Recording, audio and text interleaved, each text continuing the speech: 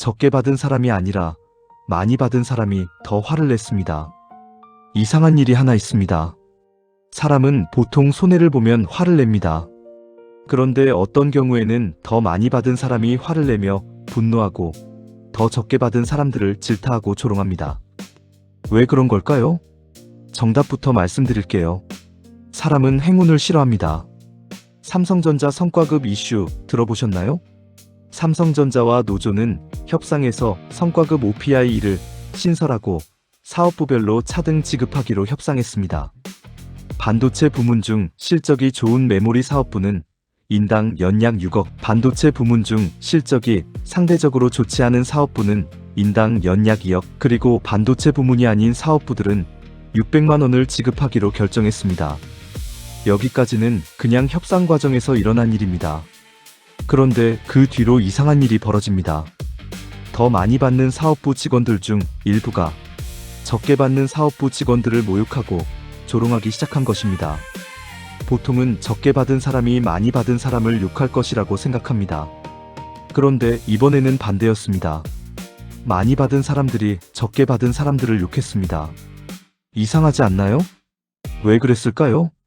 오늘은 이 현상을 정치도, 노사 문제도 아닌 심리학의 관점에서 한번 들여다보려고 합니다. 거액의 성과급을 받게 된 직원들이 있습니다. 인당 수억 원에 달하는 말 그대로 엄청난 행운입니다. 그런데 오늘 이야기에서 제가 이상하게 생각하는 것은 그 사람들이 많은 돈을 받았다는 사실이 아닙니다. 성과가 좋았다면 많은 보상을 받는 것 자체는 이상한 일이 아닙니다. 문제는 그 다음입니다. 거액의 성과급을 받은 일부 직원들이 갑자기 다른 사업부 직원들의 능력을 평가하기 시작합니다. 너희는 능력이 없잖아. 똑똑했으면 메모리로 입사했어야지. 그 사업부의 사업이 망한 건 당연하지. 처음에는 그냥 성과급에 대한 자랑이나 우월감의 표현이라고 생각할 수도 있습니다. 그런데 조금 이상합니다. 정작 이 사람들은 정말 그 사업을 잘 알고 있을까요?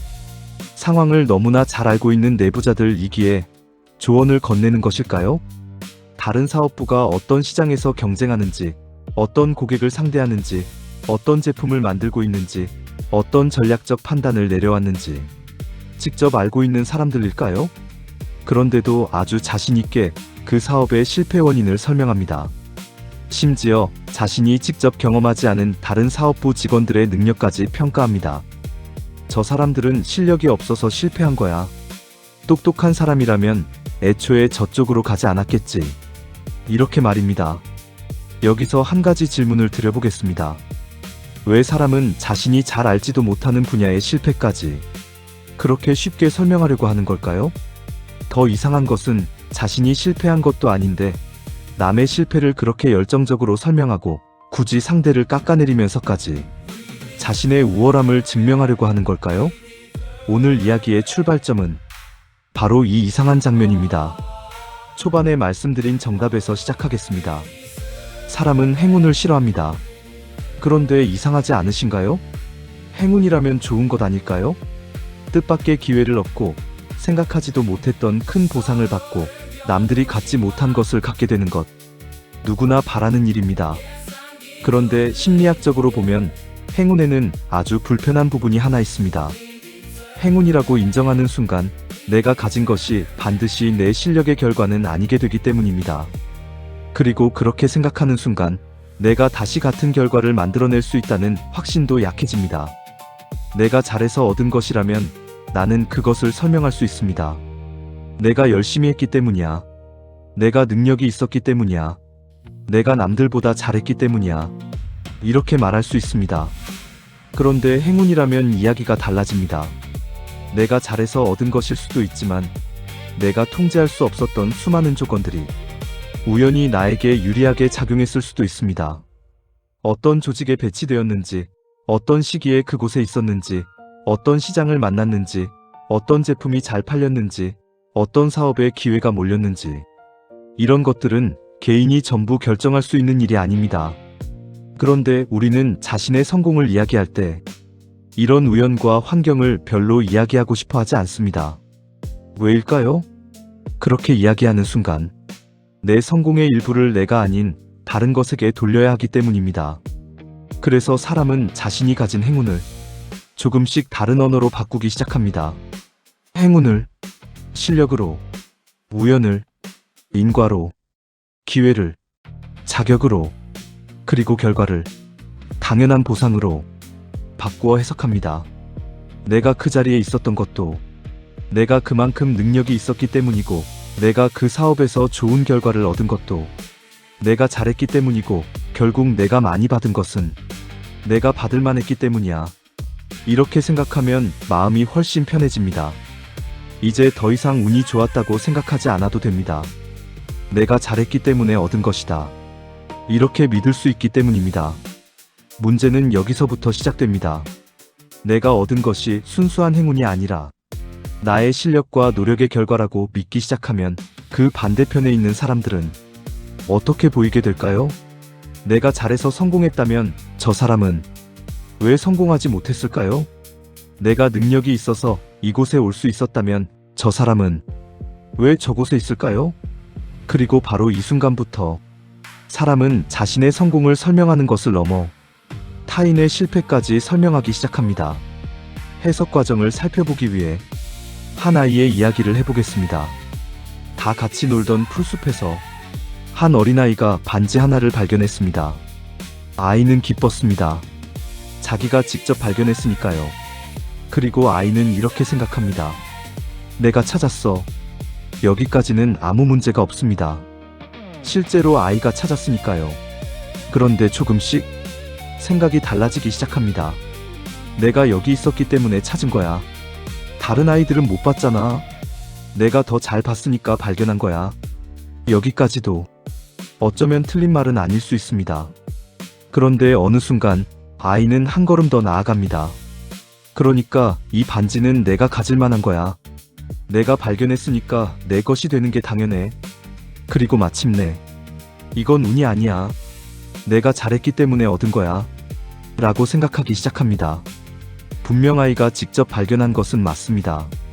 하지만 아이가 통제할 수 없었던 것도 있습니다. 그날 그곳에 있었던 것, 그 시간에 그 자리를 지나간 것, 반지가 하필 아이의 눈에 들어온 것, 다른 아이들이 그 순간 그곳을 보지 않았던 것, 수많은 조건이 우연히 겹쳐 그 아이에게 반지가 발견된 것입니다. 그런데 아이는 그 우연을 하나씩 지워버립니다. 그리고 남은 결과만 바라봅니다. 내가 발견했다. 그 한 문장에서 시작해 내가 잘했기 때문에 발견했다. 그리고 결국 그러니 이것은 행운이 아니라 내 실력의 결과다. 라고 믿게 됩니다. 바로 이것입니다. 사람은 자신에게 주어진 행운을 그대로 받아들이는 대신 그 행운의 이유를 자신에게서 찾기 시작합니다. 행운을 인과로 바꾸는 것입니다. 그런데 여기서 문제가 하나 생깁니다. 내가 잘해서 얻은 것이라면 저 아이가 얻지 못한 이유도 설명해야 하지 않을까요? 반지를 발견한 아이는 이렇게 생각할 수 있습니다. 나는 잘 봤기 때문에 발견한 거야. 그렇다면 자연스럽게 다른 아이들을 바라보게 됩니다. 그런데 쟤는 왜 못 찾았지? 여기서 선택지는 많습니다. 그날 그곳에 없었을 수도 있고, 운이 나빴을 수도 있고, 그냥 못 봤을 수도 있고, 다른 곳을 보고 있었을 수도 있습니다. 하지만 자신이 얻은 것이 순수한 행운이 아니라고 믿기 시작한 순간 이런 설명들은 점점 받아들이기 어려워집니다. 왜냐하면 내가 잘해서 얻은 것이라면 저 아이가 얻지 못한 것도 저 아이에게 무언가 부족했기 때문이어야 이야기가 맞아 떨어지기 때문입니다. 그래서 생각이 바뀝니다. 저 아이는 나보다 덜 꼼꼼했나 봐. 관찰력이 부족했겠지. 조금만 더 노력했으면 찾았을 텐데. 그리고 어느 순간 저 아이는 실력이 없었기 때문에 못 찾은 거야. 라는 결론에 도달합니다. 이제 하나의 이야기가 완성됩니다. 나는 잘했기 때문에 얻었습니다. 너는 못했기 때문에 얻지 못했습니다. 나는 능력이 있어서 성공했고 너는 능력이 부족해서 실패했습니다. 이렇게 되면 내 성공과 너의 실패가 하나의 논리로 연결됩니다. 내 성공이 실력이라면 다른 사람의 실패도 실력이어야 합니다. 바로 여기서부터 문제가 시작됩니다. 사람은 자신의 성공을 설명하는 것을 넘어 타인의 실패까지 설명하기 시작합니다. 그리고 그 순간부터 타인의 실패는 더 이상 그 사람의 일이 아니게 됩니다. 내가 옳다는 것을 증명해주는 하나의 증거가 됩니다. 여기가 오늘 이야기의 핵심입니다.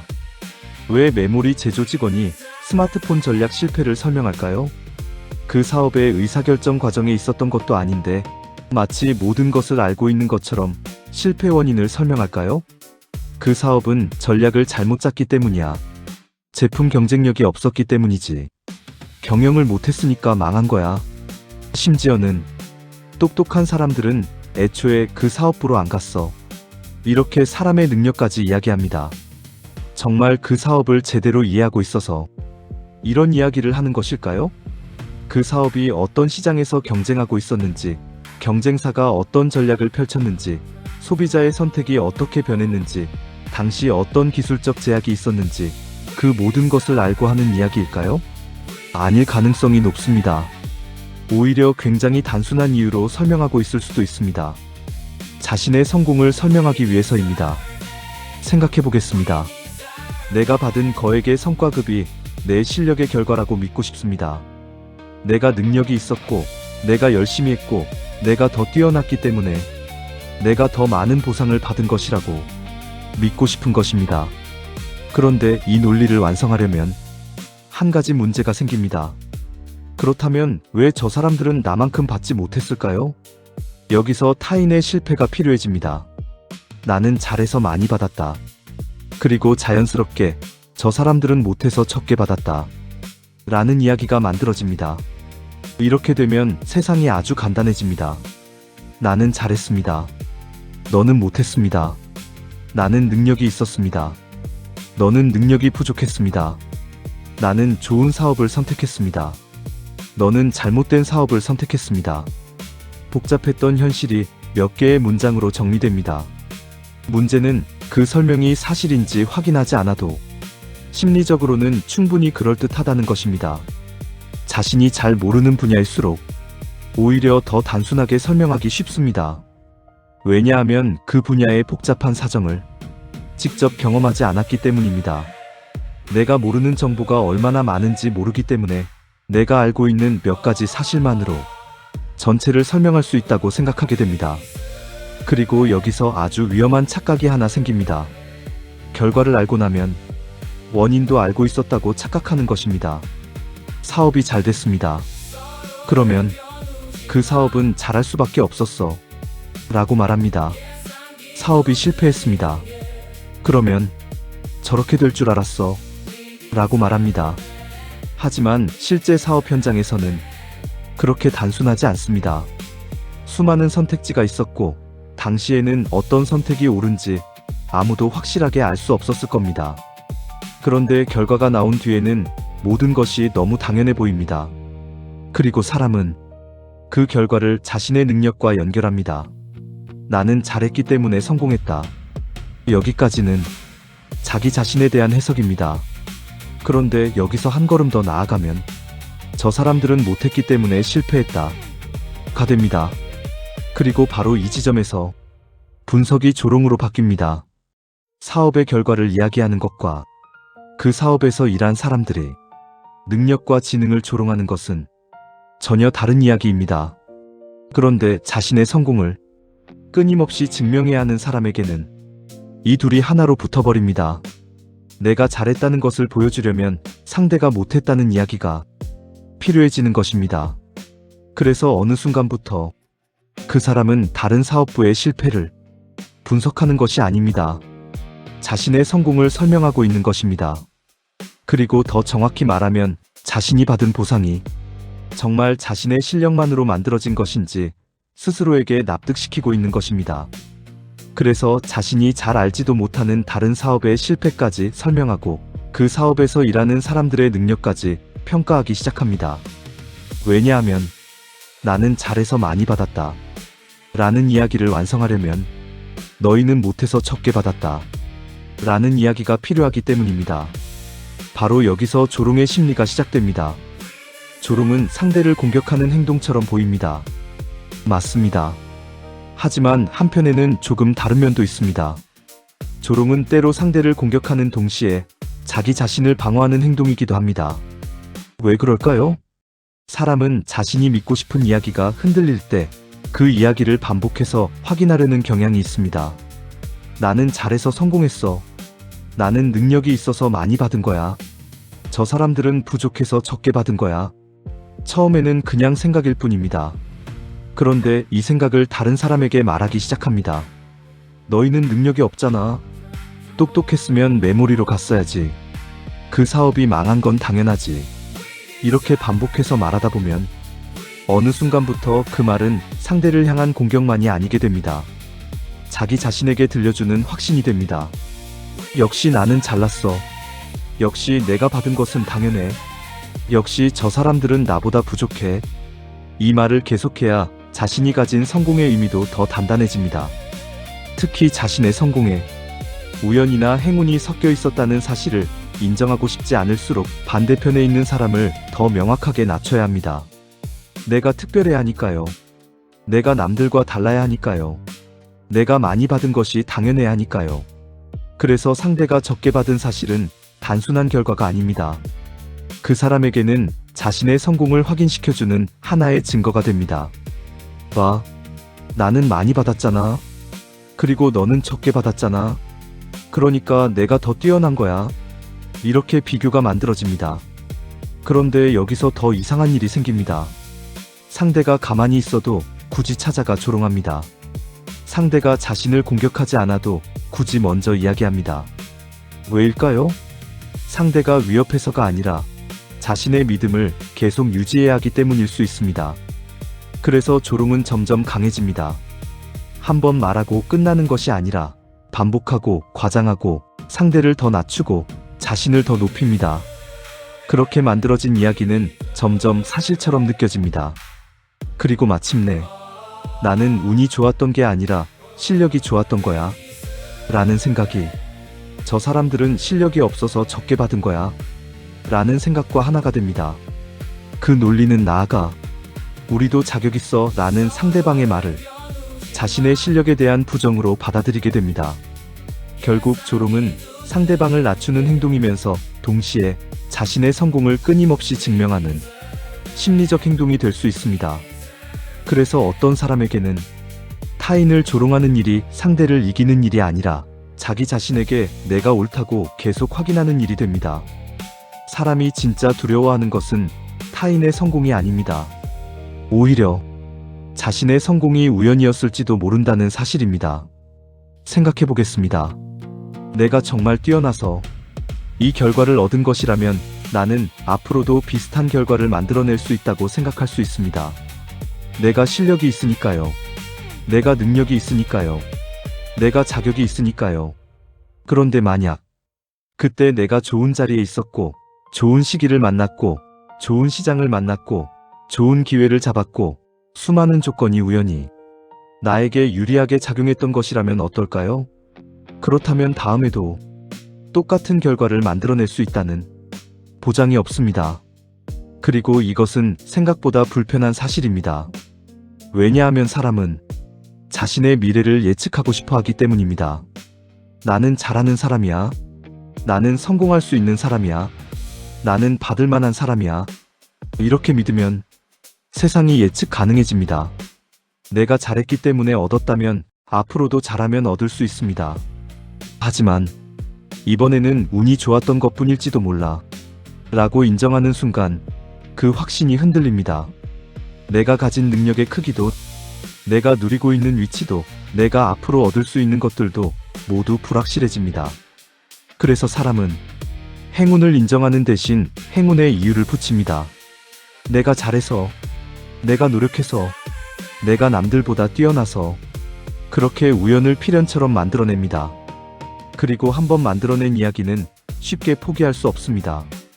왜냐하면 그 이야기는 단순히 돈이나 성과에 대한 이야기가 아니라 나는 어떤 사람인가에 대한 이야기가 되어버리기 때문입니다. 그래서 어떤 사람들은 자신의 성공을 끝내 행운이라고 부르지 않습니다. 행운이라고 부르는 순간 그 성공이 나를 설명해주는 증거가 아니게 될 수도 있기 때문입니다. 그래서 행운은 실력이 되고, 실력은 자격이 되고, 자격은 우월함이 됩니다. 그리고 그 우월함을 지키기 위해 타인의 실패를 계속해서 설명하게 됩니다. 결국 사람이 두려워하는 것은 타인의 성공이 아니라 자신의 성공을 더 이상 자신의 실력이라고 설명할 수 없게 되는 순간일지도 모릅니다. 내가 잘난 이유, 너희가 못난 이유. 사실 이 둘은 같은 이야기입니다. 내 성공이 나의 실력 때문이었다고 믿으려면 누군가의 실패에는 그에 걸맞은 이유가 필요합니다. 그래서 사람들은 자신의 성공에는 실력과 노력과 자격을 붙이고 타인의 실패에는 무능과 게으름과 잘못된 선택을 붙입니다. 나는 잘해서 얻었습니다. 너는 못해서 얻지 못했습니다. 나는 능력이 있었습니다. 너는 부족했습니다. 이렇게 세상을 나누면 모든 것이 아주 간단해집니다. 그리고 그 순간 타인의 실패는 나의 성공을 설명하는 증거가 됩니다. 그래서 타인을 설명합니다. 사업을 설명하고 사람을 설명하고 결국 그 사람의 인생까지 몇 마디로 설명해버립니다. 이제 다시 어린아이의 이야기로 돌아가 보겠습니다. 다 같이 놀던 풀숲에서 한 아이가 반지를 발견했습니다. 아이는 정말 잘 찾았습니다. 남들이 보지 못한 것을 자기가 발견한 것도 사실입니다. 어쩌면 관찰력이 좋았을 수도 있고 운 좋게 그 자리를 지나갔을 수도 있습니다. 어느 쪽이든 괜찮습니다. 아이가 그 반지를 얻은 것을 잘못이라고 말하는 것이 아닙니다. 다만 한 가지는 구분할 필요가 있습니다. 내가 얻었다는 사실과 다른 사람이 얻지 못한 이유를 내가 정할 수 있다는 것은 전혀 다른 이야기입니다. 네가 잘했다고 해서 다른 아이가 부족했던 것은 아닙니다. 네가 운이 좋았다고 해서 그것을 부끄러워할 필요도 없습니다. 그저 그날 그곳에 있었고 그 순간 그것을 발견했고 그 행운이 너에게 왔던 것입니다. 그러니 저는 아이에게 이렇게 말해주고 싶습니다. 아이야, 행운은 그저 감사하면 된단다. 증명할 필요는 없단다. 네가 얼마나 뛰어난 사람인지 증명하기 위해 다른 아이의 부족함을 만들어낼 필요도 없단다. 내 행운을 지키려 애쓰는 동안 다른 사람의 삶을 짓밟지는 말아라. 왜냐하면 행운을 증명하려는 순간 타인의 실패가 내 실력을 입증하는 증거가 되기 때문입니다. 행운을 인정하는 사람은 타인을 쉽게 판단하지 않습니다. 하지만 행운을 증명하려는 사람은 타인의 실패를 자신의 실력을 입증하는 증거로 사용합니다. 그러니 만일 당신이 행운을 얻었다면 증명하려 하지 마십시오. 행운에는 자격이 없습니다. 행운은 그냥 감사하면 됩니다.